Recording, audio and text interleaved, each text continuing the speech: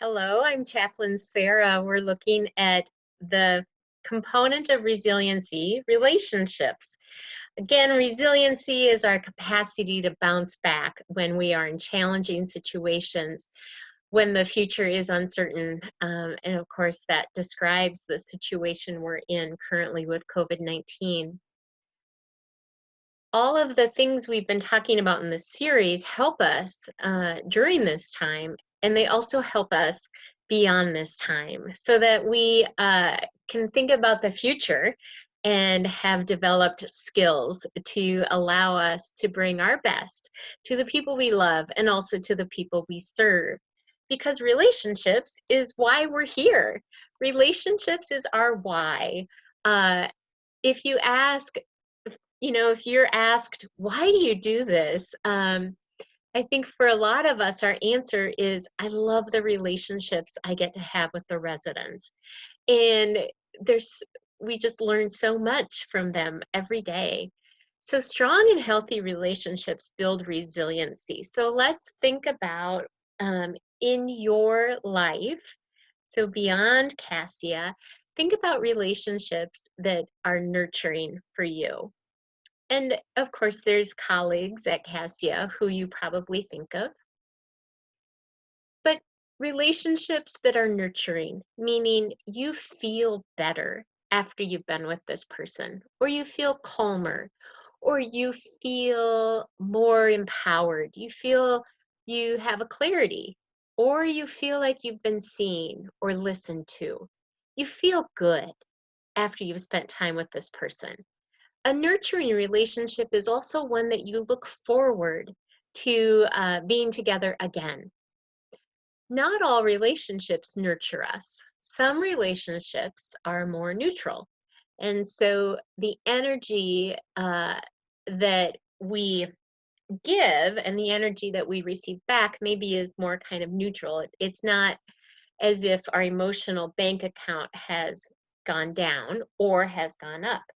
Um, with relationships that nurture us, it's like our bank account when we're with that person or that group of people, it generally goes up. Most of the time, we feel stronger because of that.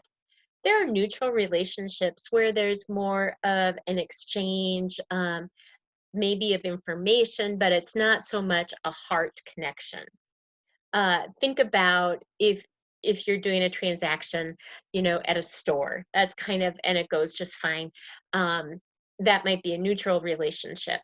So let's say the teller really made you feel connected or really made you feel good. Then that would be a relationship that nurtured you. So then we've got nurturing relationships, we've got neutral relationships, and we have depleting relationships, relationships that seem to drain us, that take more out of us than fill us up.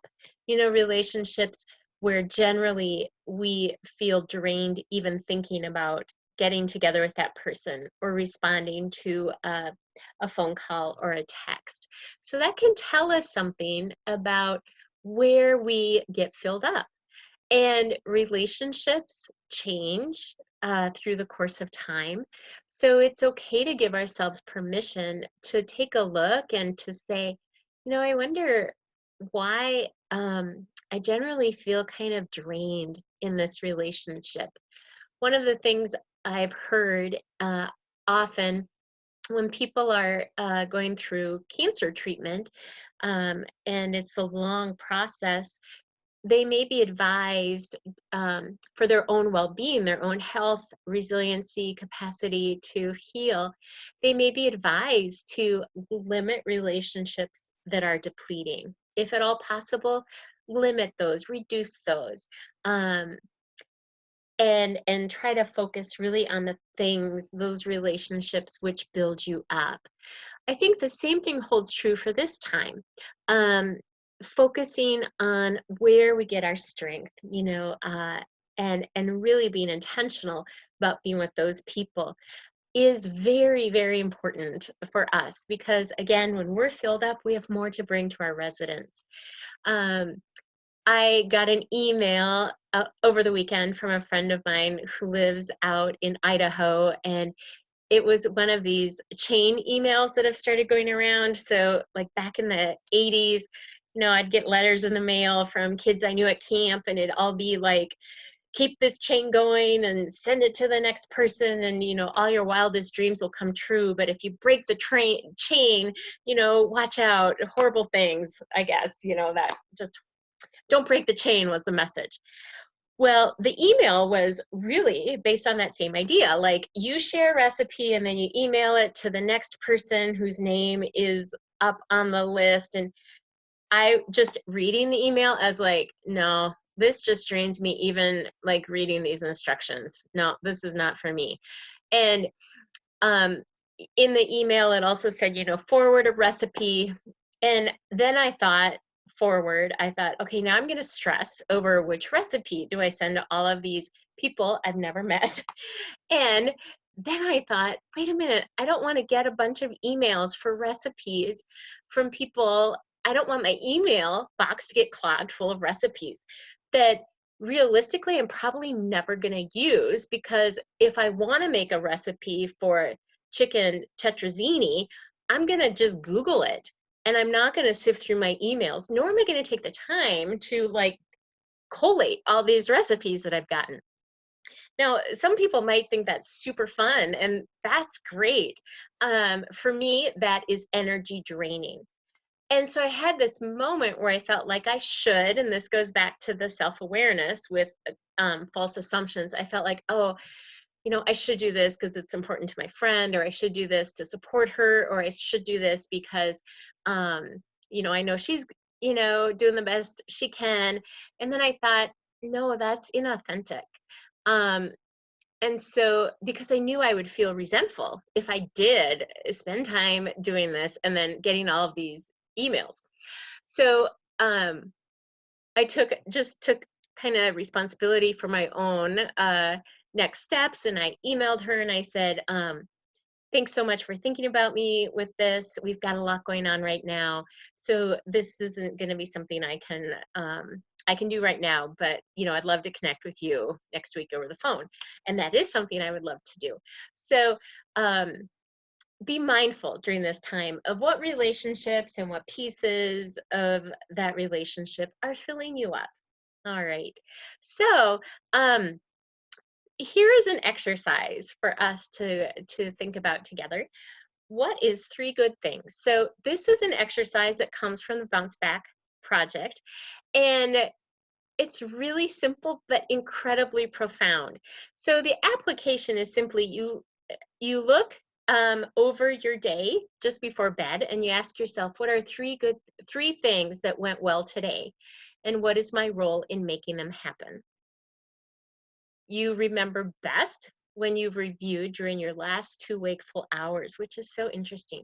And then for best results, write it down. So it's kind of like keeping a gratitude journal, and repeat for 2 weeks to make the effects last longer. So just before bed, what are three things that went well today, and what was my role in making them happen? So simple, but super profound. Here are the clinical and research-based results. Lower burnout and depression. Like, yay for that. Better work-life balance, less conflict at work, higher levels of happiness, and improved sleep quality. Isn't that amazing? I think about in scripture over and over and over, it says, give thanks or enter his gates with thanksgiving, this constant call to be grateful, to be thankful. And this three things exercise is similar to that, because it's inviting us to pause and to think about what went well.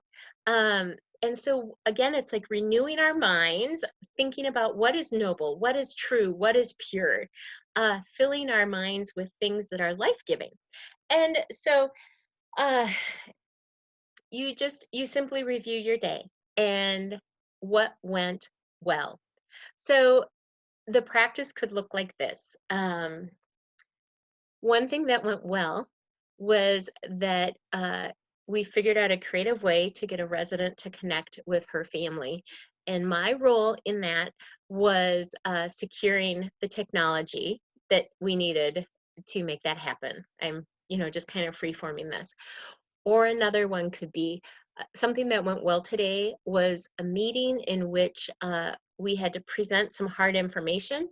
And what went well was the meeting was really planned out very nicely. It had a great flow to it. And my piece in that was providing feedback about the audience. So it's looking at and pausing and thinking, you know, what went really well today? And the key is then in what was my role in it? Because what that does is it builds our sense of agency. It builds our capacity to say, oh my goodness, I'm making a difference.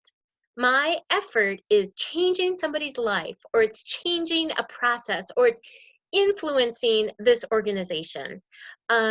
So I would encourage you to give this a try and invite your colleagues, your coworkers to do this with you. If you're working remotely or you just aren't seeing people as much as I know we all aren't seeing people like we have been. Maybe this is something you'd like to try with a group of friends who are nurturing relationships, and encourage one another along the way. Thank you again for all of your amazing work as we continue providing really excellent care, living into that core value of excellent care for our residents. And spiritual care is here to encourage you. We are praying, we are building you up, and please reach out if there's anything else that we could be doing to support you. God bless you.